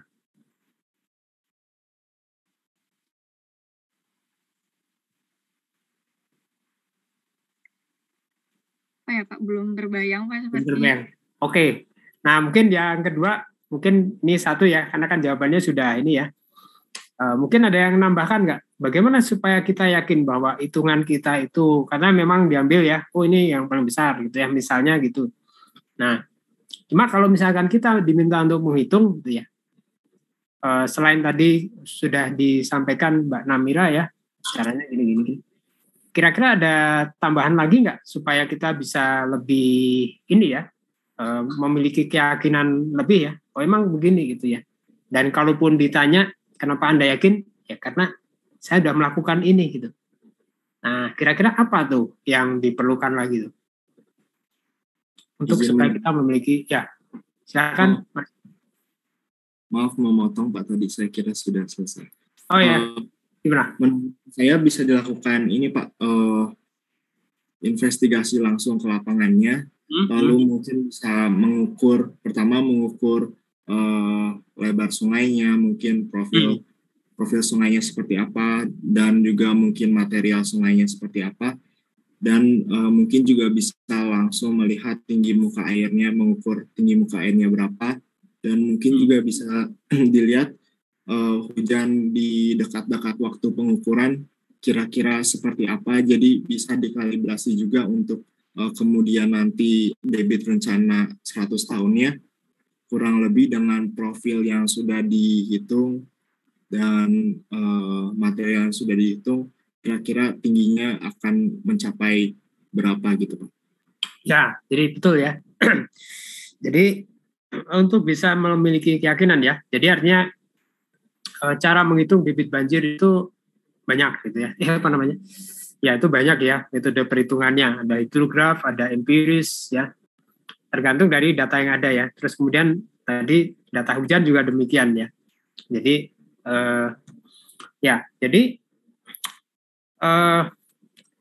betul sekali yang disampaikan. Mas siapa tadi ya? Putu Pak. Putu ya, oke ya. Tadi nampak. Jadi dalam menghitung debit banjir ya, atau melakukan perhitungan ya pada umumnya ya, kita memerlukan satu ini ya, artinya seperti juga kalau kita membuat ini hidrograf itu ya, kita perlu melihat atau membandingkan dengan kondisi yang sebenarnya gitu ya. Jadi misalnya kita menggunakan hidrograf satuan gitu ya, misalkan yang sintetik gitu. Nah, kita kan bisa ini ya, artinya kita perlu melakukan karena kan dalam perhitungan debit banjir itu kan pasti ada parameter-parameter tambahan yang kita tentukan ya berdasarkan kondisi fisik yang ada gitu ya. Nah, jadi artinya mungkin kalau misalnya menggunakan gimana tadi ini saya. Sebentar. Oke. Jadi kalau misalnya kita menggunakan Schneider ya atau SS ya, itu ada CT, ada CP ya untuk atau Nakayasu juga itu. Nah itu kan beda-beda ya. Ada yang nah tapi kita kan nggak tahu ya ini udah benar atau belum gitu ya. Nah biasanya nanti kita memerlukan yang namanya kalibrasi ya. Kalau kita menggunakan model kalibrasi artinya untuk satu event dulu ya, misalnya kita cari mana sih yang cocok sehingga menghasilkan debit banjir yang mendekati ya dengan hasil pengukuran ya. Nah jadi betul sekali bahwa kita harus melihat ya bagaimana kondisi di lapangannya dan juga pencatatan itu tadi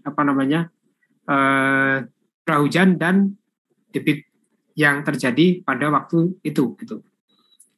Jadi katakanlah misalnya ya kita sudah atau kita melakukan perhitungan ya, kalau misalnya kita melakukan ini kan biasanya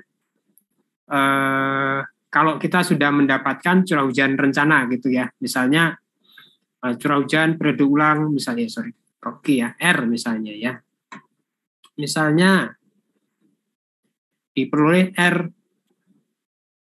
dengan periode ulang 100 ya, itu misalnya 155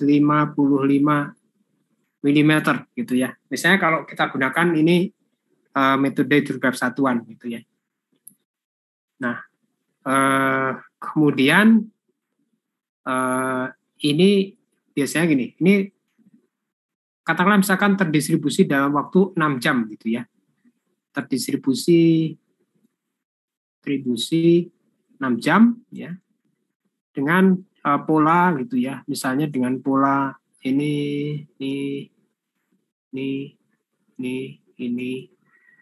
2, 3, 4, 5, 6 gitu ya. Misalnya seperti ini ya. Masing-masing ini ada ini tapi jumlahnya nanti 155 nih gitu ya. Ini jamnya, ini R-nya ya. R pada jamnya berapa. Nah, kemudian kan kita kan kalibrasi ya. Artinya kalau ini nanti akan dengan menggunakan hidrograf satuan ya, atau unit hidrograf yang kita pilih ya, apakah Makayasu, apakah SCS, apakah ITB1, ITB2 atau Gamma atau yang lain ya. Ini nanti kan akan menjadi debit banjir gitu ya. Ini T, ini Q gitu. Nah, tadi dari Mbak Namira udah betul ya, prosesnya kurang lebih seperti itu ya. Tetapi untuk bisa memiliki keyakinan ya, kita perlu melakukan kalibrasi. Nah, jadi misalkan ini hasil hitungan kita, ya kita mesti bandingkan nih dengan data pencatatan yang ada ya untuk satu event ya. Jadi, tapi ini sebelum ya ini misalkan ada satu event gitu ya, artinya mungkin event yang lain gitu ya. Jadi artinya kita coba dulu untuk yang lain. Jadi misalkan ini untuk satu event ya, suatu event yang diketahui jadi R dan Q-nya gitu ya. Jadi katakanlah misalkan ini satu catchment gitu ya. Satu catchment ketahui hujan yang turun di sini, terus kemudian ada pencatatan debit di sini gitu ya. Nah, jadi CT dan CP tadi ya itu dicoba-coba tuh sampai dengan ketemu nih ininya. Jadi debit banjir hasil ininya itu mendekati lah dengan mendekati hasil pengukuran gitu ya. Nah, maka dari hasil CT dan CP hasil kalibrasi ini ya, CT CP ini digunakan ini di unit hidrograf yang sini gitu ya. Nah, jadi akhirnya kita dapat yang ini. Nah, di sini karena kita menggunakan ini ya, nilai-nilai yang berdasarkan hasil pengamatan gitu ya, maka kita yakin nih bahwa debit puncaknya untuk periode ulang yang 100 tahun ini akan sekian gitu ya. Jadi begitu ininya. Dan dalam perhitungan itu mesti ini ya, artinya perhitungan kita itu mesti jelas gitu ya. Artinya seperti yang tadi ya, misalnya contoh yang tadi misalkan tahun sekian itu dihitung 1.500 misalnya ya. Nah, ini itu parameter desainnya seperti apa gitu ya, kalibrasinya seperti apa, itu mesti jelas gitu ya. Jadi nanti kalau dibandingkan gitu ya, itu bisa bisa ya memang dibandingkan gitu ya. Nah, itu semua perlu ya, artinya dalam setiap perhitungan itu perlu ini ya, mempertimbangkan perubahannya ke depan itu seperti apa. Terus kemudian juga mengenai metode perhitungan yang kita lakukan itu seperti apa gitu ya, karena itu nanti akan berpengaruh ya ke depan. Jadi Anda bisa bayangkan nih, misalnya gitu ya, kalau yang tadi itu, misalnya nih, karena ini yang istilahnya yang official ya, yang resmi itu dokumennya adalah desain yang ini dengan debit sekian gitu ya. Terus kemudian, nah kalau ternyata ini setelah kalibrasi yang betul yang ini gitu ya, nah maka desain yang berdasarkan hitungan ini kan mesti harus dikoreksi ya, mesti harus diredesain lagi ya. Jadi katakanlah karena kalau menggunakan 1.500 tanggulnya sekian ya, kalau 2.100 Q-nya mestinya lebih tinggi gitu ya. Gitu. Jadi dan ini juga mesti nanti akan untuk desainnya mestinya ini harus lebih tinggi lagi mungkin gitu. Nah, jadi di sini terlihat ya. Jadi artinya konsekuensi dari perhitungan ini ya, hidrologi itu akan berpengaruh besar pada desain bangunan air. Jadi dalam melakukan desain kita harus pastikan ya bahwa inputnya itu sudah betul gitu ya ininya. Artinya sudah terkalibrasi, sudah dicek di lapangan dan sebagainya. Oke. Baik, mungkin sampai di sini silakan kalau ada pertanyaan ya. Kita mungkin belum masuk ke bangunannya. Cuma kita ingin pastikan ya Anda semua sudah memiliki artinya pemahaman ya bahwa untuk ya seperti ya kalau mendesain fondasi, mendesain gedung ya, pasti kan jembatan gitu ya, pasti kan ada load yang mesti dihitung terlebih dahulu dengan kaidah yang benar gitu ya. Karena kalau tidak nanti desainnya bisa over design, bisa under design gitu ya. Kalau under design mungkin bangunannya akan ya tadi kalau banjir ya nanti meluap gitu ya. Kalau over design ya nanti akan boros gitu kan. Itu. Jadi itu makanya dalam perhitungan untuk menentukan parameter desainnya itu kita perlu ini ya, artinya perlu meyakinkan ya, perlu firm ya bahwa itunya harus sudah sesuai gitu ya. Nah, selain ini juga ya, selain nilainya gitu ya, itu juga terkait dengan periode ulang desain yang digunakan ya. Itu perlu sekali untuk dipastikan ya. Karena apa? Karena yang diatur di regulasi di code gitu ya atau standar SNI ya itu biasanya periode ulang itu mengikat ya. Misalnya saluran pengela itu periode ulangnya harus sekian gitu ya. Pelimpah bendungan itu periode ulangnya harus sekian. Terus misalnya bendung misalnya periode ulang banjirnya harus sekian gitu ya. Dan kemudian dalam satu bangunan bisa saja ya kalau bangunan yang kompleks gitu tidak semua itu harus didesain dengan periode ulang yang sama gitu ya. Contohnya untuk bendungan ya, bendungan itu ada ininya gitu ya, ada ada nah misalkan bendungan ya kalau kaitannya periode ulang misalnya kalau kita gambar misalnya ini kita gambar bendungan ya, ini sungainya sungai yang biru gitu ya. Misalkan ini sungainya, terus kemudian ini tubuh bendungnya.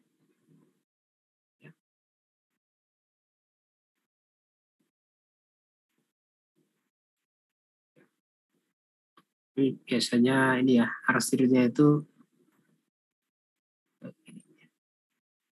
kalau menunjukkan ini slope ya, macam-macam sih ininya. Kalau ini mungkin contohnya kurang lebih seperti ini, menunjukkan adanya slope atau kemiringan. Oke.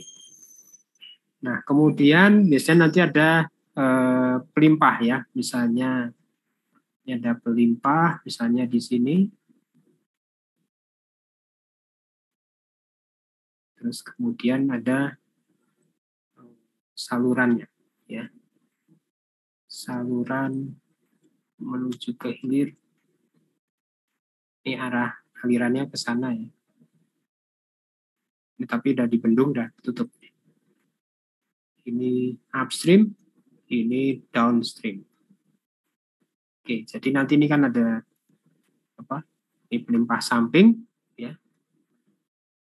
Ini pelimpah sampingnya. Jadi kalau misalnya nanti dia terjadi genangan misalkan kurang lebih seperti ini.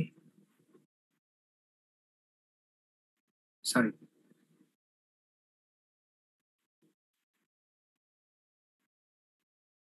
Sini ya, ini muka airnya yang dibendung gitu ya.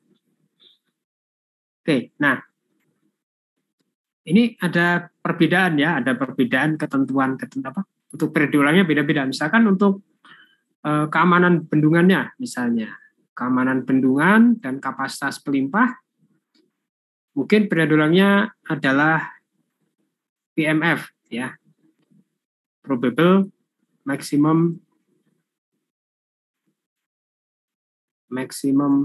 flood ya. Ini ada persamaan yang bisa digunakan ya. Sebenarnya hampir sama persamaannya, biasanya ya ini aja biasanya ya hujan yang biasanya probable maximum flood ini diturunkan dari probable maximum precipitation ya. Nah, probable maximum precipitation ini persamaannya biasanya kalau misalkan hujan itu R ya, R24 maksimum itu sama dengan R24 maksimum rata-rata gitu ya, ditambah dengan ini kan suatu standar deviasi gitu, suatu K gitu ya, konstanta dikalikan nilai standar deviasi dari hujannya kan gitu ya. Nah, ini nanti yang akan biasanya cukup besar ya, biasanya 6 sampai 12 kali. Tapi Anda perlu lihat ya di SNI-nya seperti apa. Nah, jadi untuk desain ini ya, keamanan untuk freeboard bendungannya dengan kapasitas pelimpah, ini periode ulangnya PMF nih. Ya, artinya pada kondisi PMF ya, setelah di routing ya. Jadi Anda juga perlu ingat ya. Jadi kalau kita ini bekerja untuk reservoir ya, atau mendesain reservoir, ya biasanya harus di routing dulu ya. Jadi kalau misalnya ini, misalkan Anda dapat nih hidrogram banjirnya PMF seperti ini, nah ini harus di routing dulu ya, di routing dulu sehingga nanti diperoleh ini key PMF outlet ya. Jadi kalau ini inflow, ini outflow. Jadi key PMF outflow-nya berapa? Nah, itulah nanti yang digunakan ya. Nah, tapi nanti berdasarkan hasil routing akan kelihatan ya. Muka air tertingginya di reservoir berapa, itu debitnya berapa. Nah, dari situlah nanti ini kalau misalnya ini muka air di sini ya, ini berarti ini TMA PMF ya. Berarti elevasi dari bendungannya, puncaknya ini adalah ini ditambah satu freeboard ya. Mungkin ini suatu tinggi tertentu ya, bisa dilihat di ketentuan keamanan bendungan, mungkin sekitar 1 meter ya, 1 sampai 1,25 gitu ya. Nah, jadi ini tinggi puncak bendungan berdasarkan muka air pada saat setelah di routing ya, debit PMF-nya.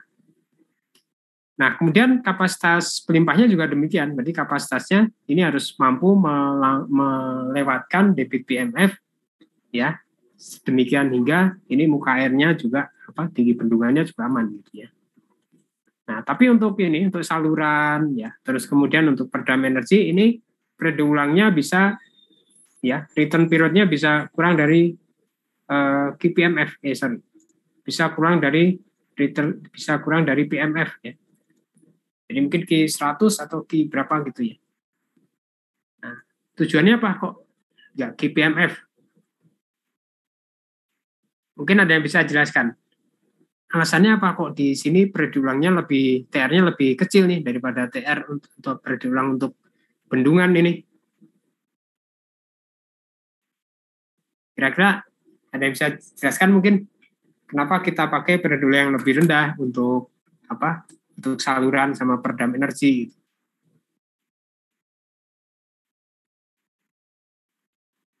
Tapi untuk bendungan sama pelimpahnya kita harus pakai PMF.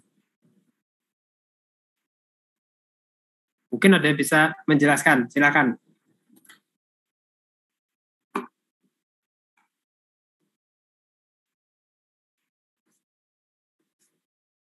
Silakan. Ada yang bisa ini? Mengapa kita menggunakan periode ulang yang lebih kecil untuk yang lain?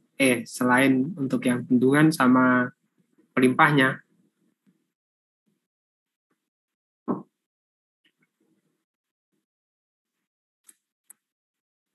Silakan, coba. Ada yang punya ini pendapat atau menebak atau memang sudah tahu? Silakan dijawab. Mungkin sudah pernah disampaikan di hidrologi ya. Silakan.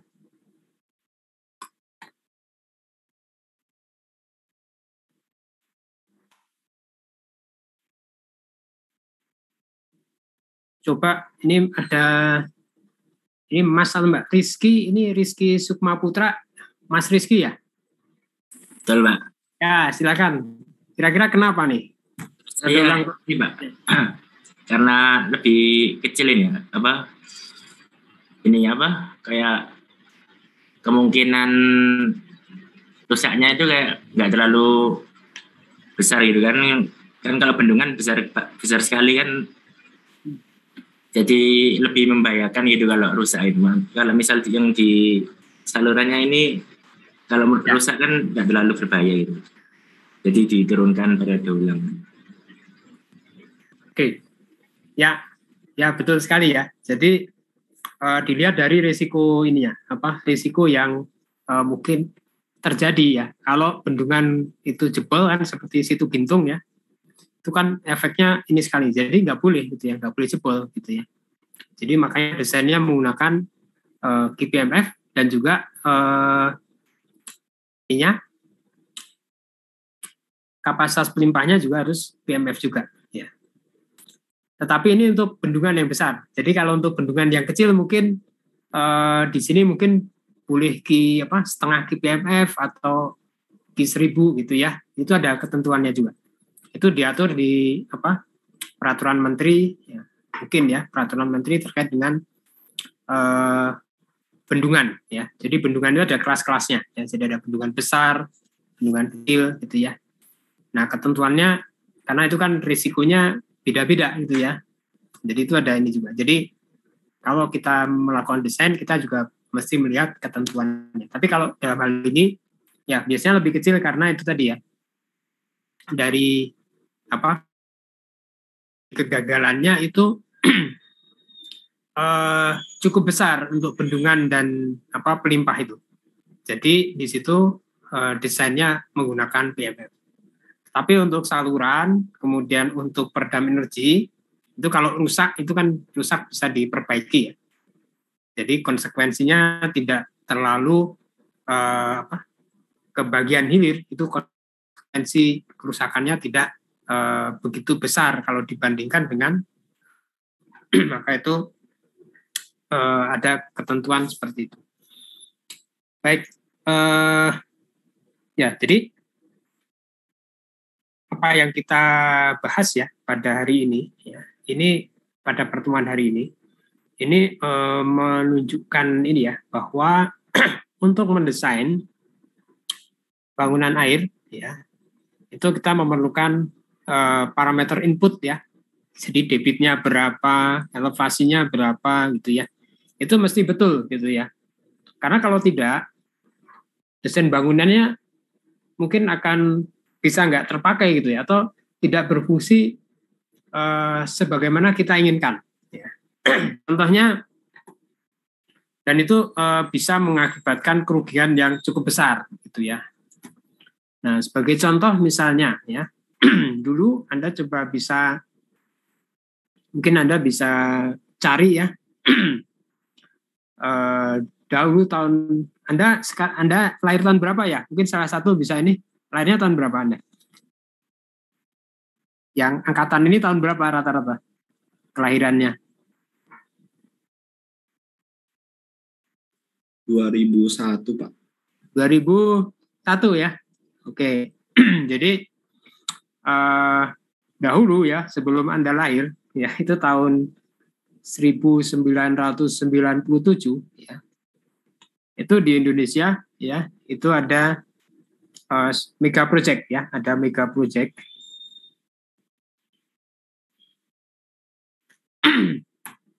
Ini pembukaan lahan ya, atau mega project pembukaan lahan ya, lahan sawah ya, 1 juta hektar ya. Nah, nanti Anda coba ini ya, coba browsing itu proyeknya apa sih gitu ya. Nah, ternyata proyek itu ini ya, apa, tidak atau tidak berfungsi sebagaimana dimaksud gitu ya. Jadi ini kan kalau lahan sawah itu kan kita menginginkan bahwa air itu kita memanfaatkan air dari sungai ya, karena di Kalimantan itu kan ada sungai besar itu. Sungai apa ya, Kapuas atau apa ya, Barito ya, Sungai Barito. Nah itu untuk mengairi, bisa dimanfaatkan airnya, begitu kan ya. Nah, tapi ternyata pada beberapa bagian itu ternyata itu ada kekeliruan desain ya, mungkin karena ya penyebabnya macam-macam ya. Kalau desain itu bisa karena datanya yang salah atau desainnya yang salah gitu ya. Jadi akhirnya yang dimaksudkan tadinya dari sungai itu ya bisa masuk ke lahan ya, airnya bisa masuk ke lahan, tetapi setelah dilakukan ini pembuatan saluran dan lain-lain, ternyata yang terjadi ada beberapa bagian itu malah sebaliknya gitu ya. Jadi dari lahan itu malah masuk ke sungai gitu ya. Nah, jadi ini satu contoh saja. Jadi bahwa dalam pelaksanaan desain untuk bangunan-bangunan air ya, itu sangat sensitif ya, apalagi kalau di Kalimantan itu kan lahannya datar gitu ya. Jadi sangat sensitif terhadap elevasi muka air. Jadi elevasi muka air, debit ya, mungkin elevasi yang lain itu sangat berpengaruh ya pada desain. Jadi mesti hati-hati dan mesti fix gitu ya kondisinya. Baik, ya itu yang bisa kita pelajari hari ini.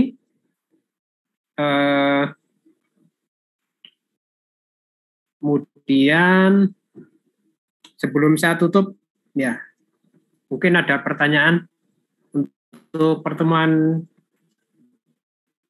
hari ini.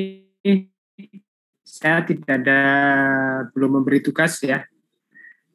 Kemudian mungkin kalau tugas besar kira-kira udah sampai mana ya tugas besarnya?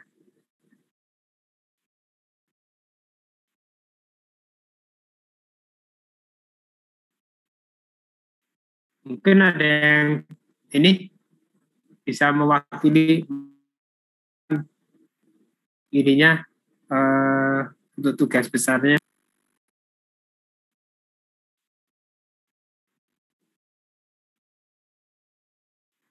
Oke, silakan. Salah satu mungkin, karena kan saya mesti melanjutkan ya. Ini Pak Agung. Karena kan setelah CS ini saya kan mesti ini. Gimana? Silakan. Setahu saya kelihatannya udah selesai Pak, karena udah sampai kesimpulan. Itu karena kita udah sampai analisis stabilitas bendung, kita juga udah gambar AutoCAD bendung dan kolam olah. Oke. Ya. Oke, jadi udah selesai ya. Ininya ya, statusnya ya. Atau sudah selesai semuanya atau ada yang mungkin masih finishing atau bagaimana?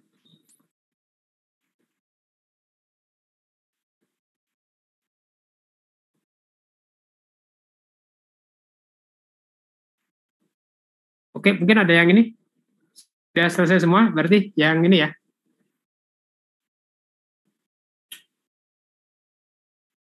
Oke, mungkin nanti saya cek ke ini aja ya, ke asisten ya, progresnya seperti apa. Nanti kalau ada yang mungkin perlu dibahas ya, mungkin kita bisa bahas. Baik, untuk pertemuan kali ini saya cukupkan sampai di sini. Kita insya Allah bisa ketemu lagi minggu depan pada jam yang sama gitu ya. Untuk link menggunakan link yang sama ya. Pak Joko nuhun. Ya Pak. Terima kasih. Mungkin saya masih sekali lagi atau mungkin ada beberapa itu setengah jam pertama Pak Joko. Oh ya, silakan Pak Agung. Itunya. Ya. Terus linknya saya izin pakai ini aja dulu lagi. Ya, siap Pak Agung. Kayak itunya, jadi teman-teman. Sebelum ditutup, asisten ada yang hadir sekarang? Asisten? Kang Zaki ada? Belum? Nggak ada yang hadir? Nah, minta tolong wakil kelas koordinasi dengan asisten terkait dengan tugas tadi dan koordinasi dengan dilaporkan ke Pak Joko dan saya itunya. Tentang tugas besar itunya. Ya. Asisten, wakil kelas seperti Faza, Putu, sama Ilham. Ya, Pak. Tolong dicek ini ya perlu terus ininya yang tugas besar perlu koordinasi terus dengan asisten. Upayakan asisten ada yang hadir. Mungkin hanya di awal atau di akhir sehingga kita bisa koordinasi. Salah satu, tidak harus tiga-tiganya. Gitu ya. Terima kasih teman wakil kelas. Hatur nuhun Pak Joko, mangga silakan. Kalau cukup saya leave. Terima kasih. Ya, terima kasih Pak Agung. Ya, saya kira untuk pertemuan kali ini dari saya cukup sekian. Mungkin kalau dari Pak Agung ada tambah lagi Pak? Cukup Pak. Jadi saya untuk take home test untuk kelompok itu diselesaikan dan saya minta tolong dikirimkan sebaiknya sehari sebelumnya deh, tidak pagi-pagi sehingga saya harus nyari-nyari gitu. Sehari sebelumnya gitu, sebelum maghrib, sebelum jam 18, satu hari sebelum kuliah ya. Jadi Selasa sore. Itu sudah desain kirimkan ke saya, dan itu koordinasi antar kelompok untuk bikin YouTube bersama. Ada YouTube pribadi dan kemudian YouTube bersama. Demikian, terima kasih Pak Joko. Ya, sama-sama Pak Agung. Ya, baik. Terima kasih. Demikian pertemuan kita hari ini. Insya Allah nanti kita ketemu minggu depan. Nanti sesinya mungkin seperti ini. Nanti Pak Agung akan mengisi mungkin setengah jam. Dan setelahnya nanti saya akan melanjutkan begitu. Demikian izin saya tutup. Terima kasih. Assalamualaikum warahmatullahi wabarakatuh. Assalamualaikum warahmatullahi wabarakatuh. Hatur nuhun Pak Joko. Terima kasih teman-teman semuanya. Saya N ya. Ya, Pak Agung. Itu ya, mangga. Terima kasih banyak Pak. Recording stop. Yeah. Recording stop.